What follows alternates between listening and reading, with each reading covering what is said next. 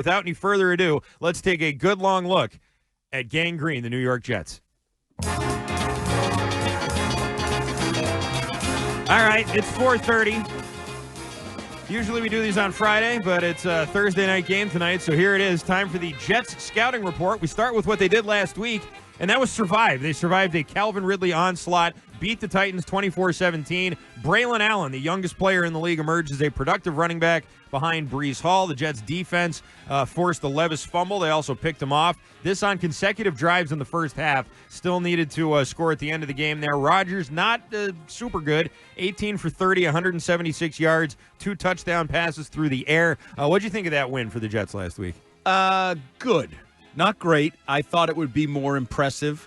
And the weird part out of Tennessee is after he ripped him a new one, the coach then went on to say, like, oh, you're seeing Levis is developing, and you're seeing good things. And I forgot. You're seeing this idiot get better. Right. He called him an idiot and said, what the F are you doing? He's like, but, hey, you're coming along. Nice job, kid. Patting him on the back. He's the good and the bad cop. Yeah, a little bit. Or he's just a little bipolar and whatever, reactionary and whatever that is. So, no, they needed it. They can't go into this I would be looking at this game totally differently. If they were 0-2? If they were 0-2, because I think the environment would have the chance to turn on them.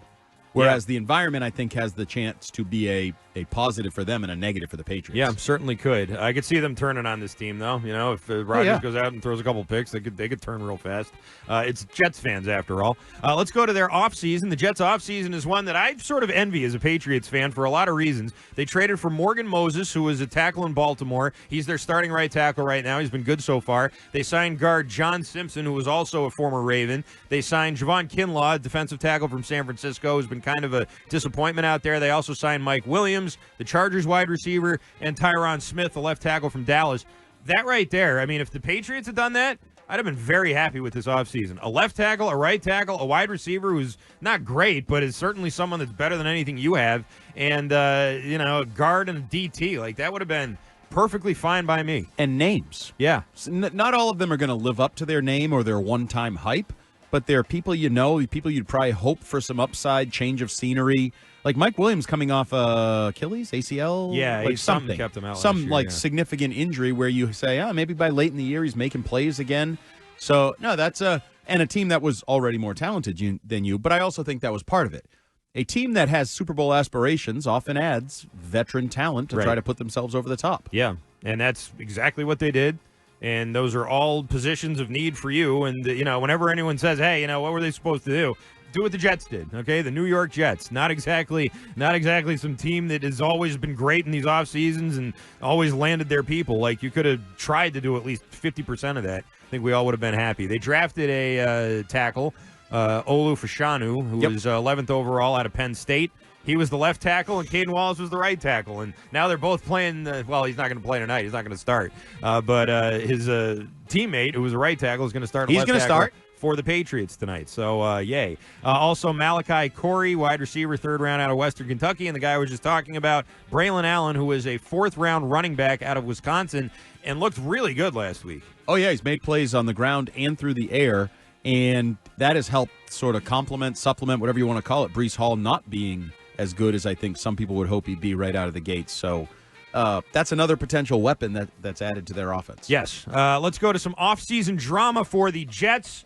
Wasn't a ton, but Rodgers skipping camp to go take a trip to Egypt.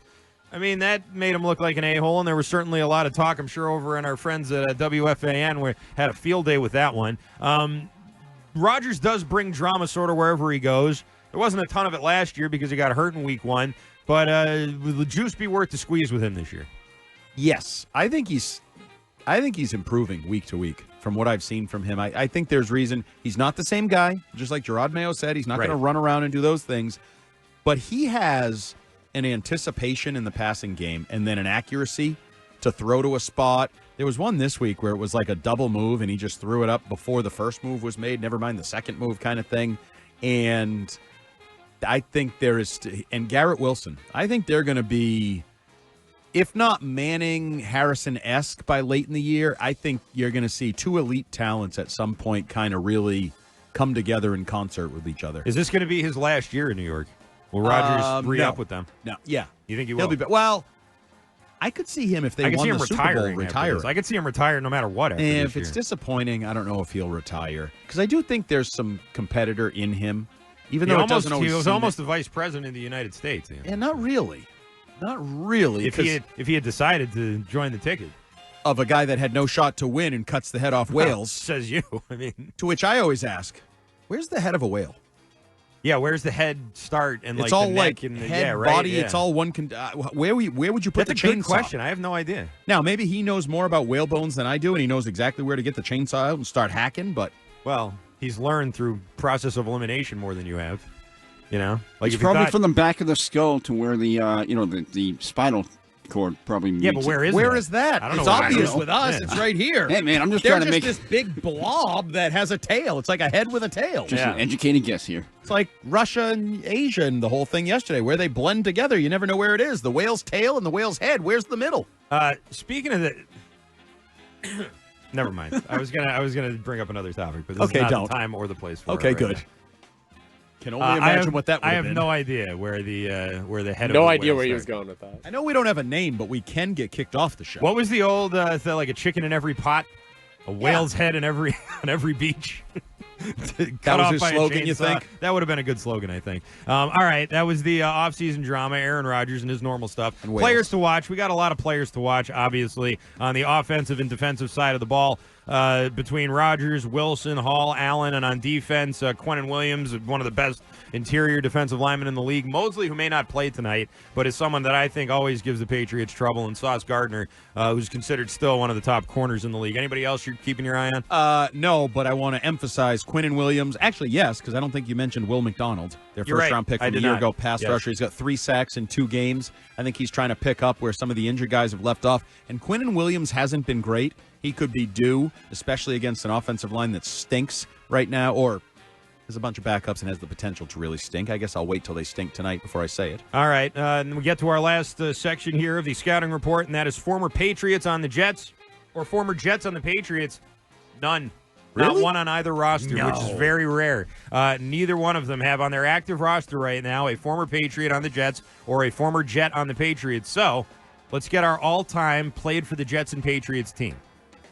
There's a bunch of great selections here. I'll start with Curtis Martin, who I think would be the starting running back. He's one of the best running backs in both franchises' histories. Absolutely. I think I heard Rich Keefe say he holds the yards per game average for record for both teams. I'll stick in the backfield and say Danny Woodhead. Danny Woodhead, great third down back. Rex Ryan hated losing him. That's true. I remember that in Hard Knocks. Yeah. He just let him go. How about Tony Eason? Tony Eason. There you go. We're going to throw our guy Wiggy a bone. Wiggy's got to be Wiggy, there. of Mention course. Wiggy. Yeah. Absolutely. Oh, Wiggy.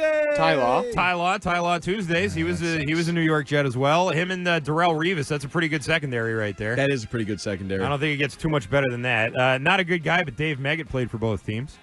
There's a lot of those parts. Anthony Pleasant, I believe. Anthony Pleasant was a Jet. That sounds right.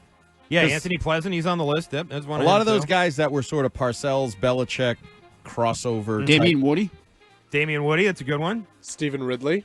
Ridley's Stephen a good Ridley. One. Open the door and kick it in. Tom Tupa, Vinny Testaverde. A couple of quarterbacks and backup quarterbacks right there. Yeah.